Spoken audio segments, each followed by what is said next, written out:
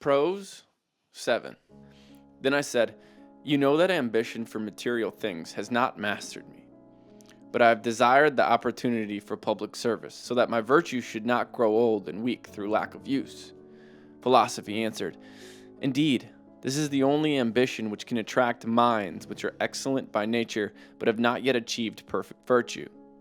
Such minds can be led on by desire for glory and the fame of having deserved well of their commonwealth. But think how trivial and empty such glory is. You know from astrological computation that the whole circumference of the earth is no more than a pinpoint when contrasted to the space of the heavens. In fact, if the two are compared, the earth may be considered to have no size at all. Moreover, as you learned from Ptolemy, only a quarter of this tiny part of the universe is known to be inhabited by living things. And if you mentally subtract from this quarter of the earth all of the area occupied by seas, marshland, and arid deserts, there is almost no space left for human habitation. Do you therefore aspire to spread your fame and enhance your reputation when you are confined to this insignificant area on a tiny earth? How can glory be great that is severely limited by such narrow boundaries? Then, too, this small inhabited area is occupied by many nations which differ in language, customs, and philosophy of life. Do you suppose that the fame of individual men, or even of cities, can reach nations so remote and different, nations with which there is so very little contact? In the time of Cicero, and he says himself somewhere, the fame of the Roman Republic has not reached beyond the Caucasus Mountains, even though at the period Rome was a mature nation, feared even by the Parthians and others. Do you see how small and petty the glory is which you strive to extend and increase? Certainly the fame of an individual Roman cannot reach where the fame of Rome herself is not penetrated. Moreover, since the customs and institutions of different nations differ so much, what is praised by some may be condemned by others. The result is that though a man is pleased by the extension of his fame, he is unable to make himself known among many nations. Therefore, a man must be content with the reputation recognized among his own people, since the noble immortality of fame is confined within the boundaries of a single nation. Many men who were famous during their lifetime are now forgotten because no one wrote about them. But even written records are of limited value, since the long passage of time veils them and their authors in obscurity. When you think about future fame, you imagine that you assure yourselves a kind of immortality. But if you consider the infinite extent of eternity, what satisfaction can you have about the power of your name to endure?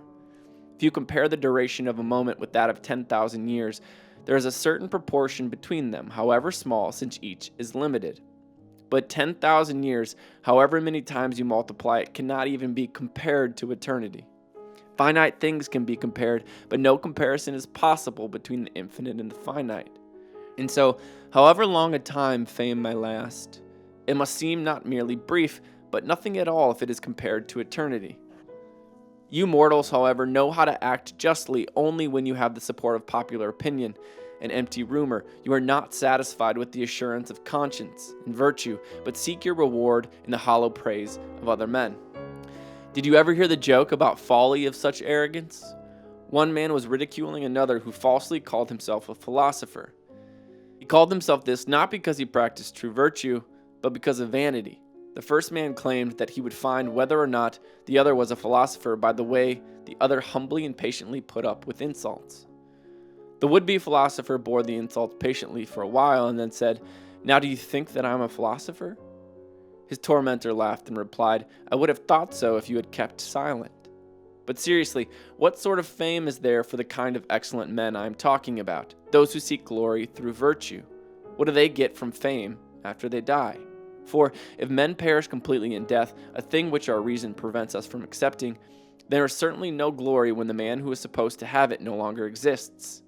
But if the soul, in full awareness of its virtue, is freed from this earthly prison and goes to heaven, does it not disregard all earthly concerns, and, in the enjoyment of heaven, find its satisfaction in being separated from earthly things? Poem 7. The man who recklessly strives for glory and counts it his highest goal should consider the far-reaching shores of heaven and the narrow confines of earth.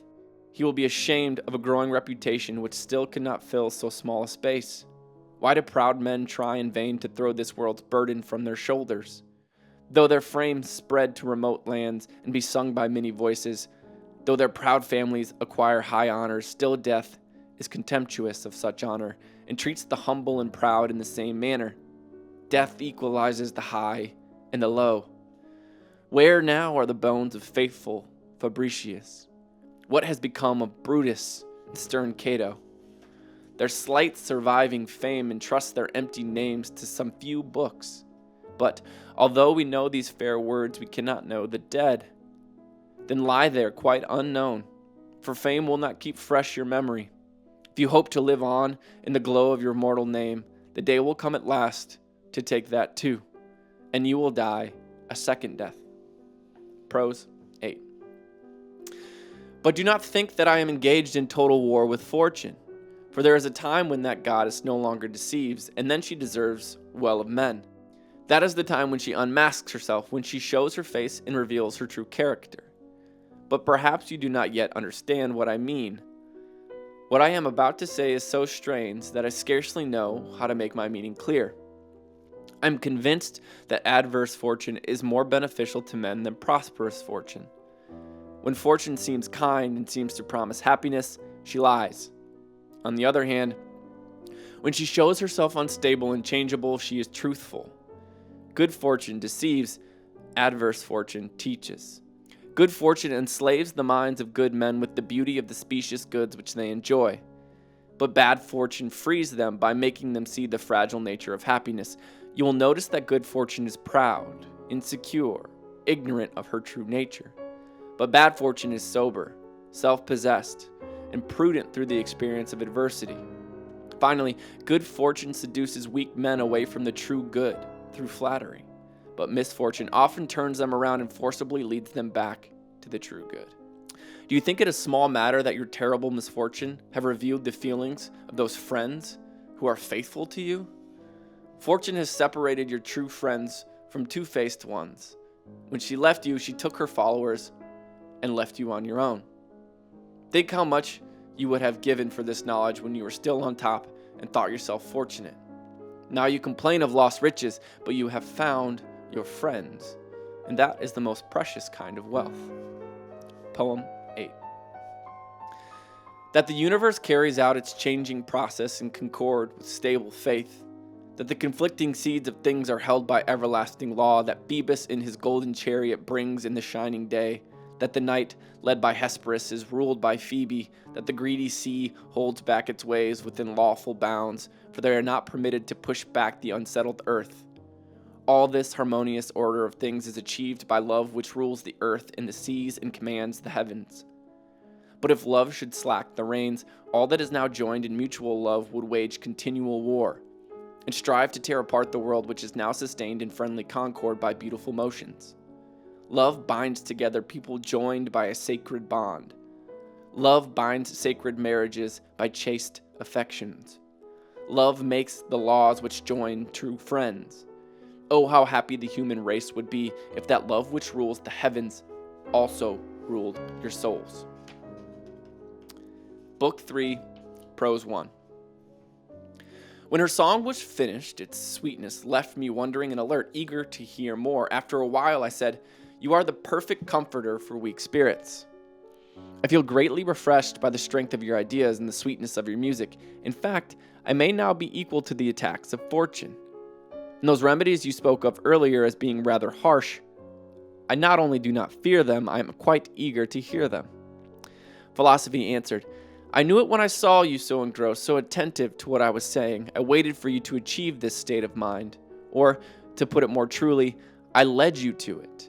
You will find what I have yet to say bitter to the taste, but once you have digested it, it will seem sweet. Even though you say you want to hear more, your eagerness would be even greater if you knew where I am about to lead you." "Where?" said I. "To true happiness, to the goal your mind has dreamed of, but your vision has so been clouded by false images you have not been able to reach it." "Tell me then," I said, "show me quickly what true happiness is." "I will gladly for your sake, but first I must try to make something else clear, something you know much more about." When you have understood that, you may turn your attention in the opposite direction, and then you will be able to recognize the nature of true blessedness. Poem 1. The man who wants to sow a fertile field must first clear the ground of brush, then cut out the ferns and brambles with his sharp hook, so that the new grain may grow abundantly. Honey is sweeter to the taste if the mouth has first tried bitter flavors. Stars shine more brightly after Notus has stopped his rainy blasts. Only after Hesperus has driven away the darkness does the day drive forward his splendid horses. Just so, by first recognizing false goods, you begin to escape the burden of their influence. Then afterwards true goods may gain possession of your spirit. Prose 2. Philosophy looked away for a moment, as though withdrawn into a sacred chamber of her mind. Then she began to speak. Mortal men laboriously pursue many different interests along many different paths, but all strive to reach the same goal of happiness. Now the good is defined as that which, once it is attained, relieves men of all further desires. This is the supreme good and contains within itself all other lesser goods. If it lacked anything at all, it could not be the highest good, for something would still be missing, and this could still be desired. Clearly, then, perfect happiness is the perfect state in which all goods are possessed. And, as I said, all men try by various means to attain this state of happiness, for there is naturally implanted in the minds of men the desire for the true good, even though foolish error draws them toward false goods. Some men, believing that the highest good is to have everything, exert themselves to become very rich. Others think that the highest good is to be found in the highest honors, and so they try to gain esteem of their fellow citizens by acquiring various honors. Still others equate the highest good with the greatest personal power. Such men want to be rulers, or at least to associate themselves closely with those in power. Then there are those for whom fame seems the highest good, and they labor to spread the glory of their names, either in war or in practicing the arts of peace. Others measure the good in terms of gaiety and enjoyment. They think that the greatest good is found in pleasure. Finally, there are those who interchange the causes and results of these false goods. Some desire riches in order to get power and pleasure. Some desire power in order to get money or fame. Towards such false goods and others like them, men direct their actions and desires. They want nobility and popularity, for example, because they seem to bring fame, or they want a wife and children because they regard them as sources of pleasure. With regard to friendship, the most sacred kind belongs to the goods of virtue, not of fortune. All other kinds of friendship are sought out of desire for power or pleasure. At this point, it is a simple matter to evaluate the goods of the body in relation to those we have already discussed. Size and strength seem to give power. Beauty and speed bring fame. Health gives pleasure. All of this shows clearly that all men seek happiness. For whatever anyone desires beyond all else, he regards as the highest good. And since we have defined the highest good as happiness, everyone thinks that the condition which he wants more than anything else must constitute happiness. You see here practically the whole range of human happiness: riches, honor, power, fame, and pleasure. Epicurus, who considered only these possibilities, held pleasure to be the highest good of them all, since the rest seemed to bring joy to the soul. But let me return now to the goals men set for themselves. In spite of its hazy memory, the human soul seeks to return to its true good. But like the drunken man who cannot find his way home, the soul no longer knows what good is. Should we consider those men mistaken who try to have everything? Not at all. For nothing can so surely make a man happy as being in full possession of all good things, sufficient in himself and needing no one else. Nor are they mistaken who think that the best men are most worthy of honor, for nothing which nearly all men aspire to achieve can be despised as vile. Power, too, must be considered a good thing, for it would be ridiculous to regard as trivial an asset which can accomplish more than anything else. And what of fame? Should we be scornful of it? Surely we must admit that great excellence always carries with it great fame. Finally, it goes without saying that happiness excludes sadness and anguish, that it implies freedom from grief and misery, since even in small things we desire whatever brings delight and enjoyment. These, then, are the things which men desire to have: riches, high rank, administrative authority, glory, and pleasure, because they believe that these things will give them a good standard of living: honor, power, fame, and joy. And whatever men strive for in so many ways must be the good. It is easy to show how strong and natural this striving is, because, in spite of the variety and differences of opinion, still all men agree in loving and pursuing the goal of good. Poem 2.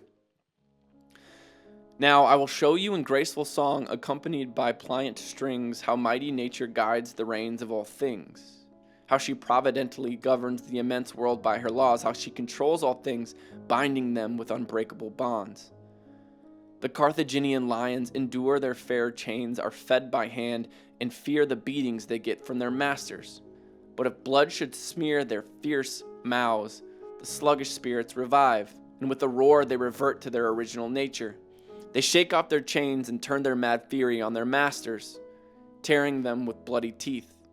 When the chattering bird who sings in the high branches is shut up in a narrow cage, she is not changed by the lavish care of the person who feeds her with sweet drink and tasty food. If she can escape from the cramped cage and see the cool shade of the wood, she will scatter the artificial food and fly with yearning to the trees, where she will make the forest ring with her sweet voice. A treetop bent down by heavy pressure will bow its head to the ground, but if the pressure is released, the tree looks back to heaven again. Phoebus sets at night beneath the Hesperian waves, but returning again along his secret path, he drives his chariot to the place where it always rises. Thus all things seek again their proper courses, and rejoice when they return to them. The only stable order in things is that which connects the beginning to the end, and keeps itself on a steady course. Prose 3. You too, who are creatures of earth, dream of your origin. However weak the vision of your dream may be, you have some vague idea of that goal of true happiness toward which you gaze.